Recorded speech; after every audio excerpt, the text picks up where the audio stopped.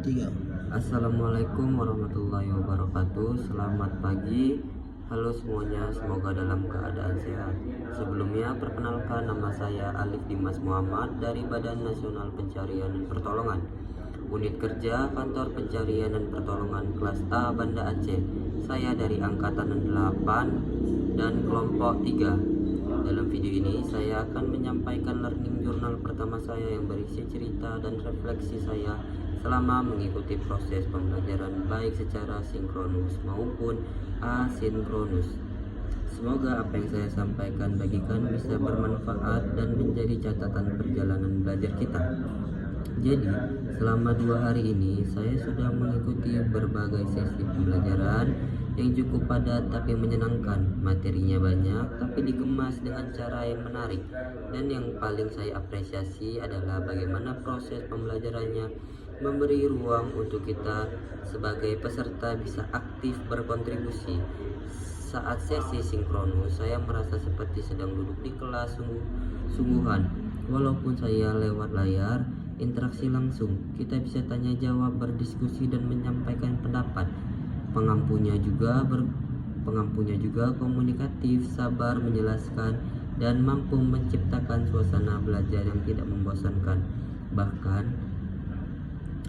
hal-hal yang awalnya terasa sulit jadi terasa lebih mudah karena dijelaskan secara runtun dan aplikatif.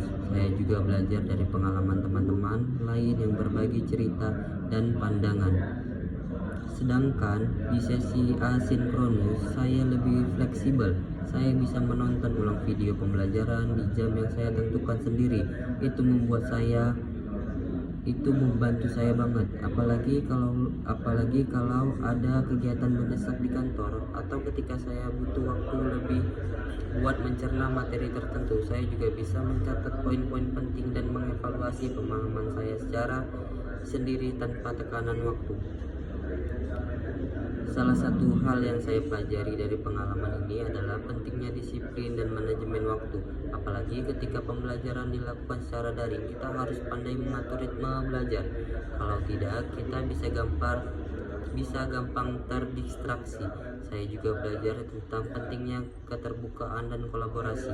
Dalam kelompok kami berdiskusi dan berbagi tugas, dan dari situ saya melihat betapa besar manfaat kerjasama dalam proses belajar. Tidak semua hal bisa kita kuasai sendiri, tapi dengan saling membantu dan saling melengkapi, semuanya jadi terasa lebih ringan.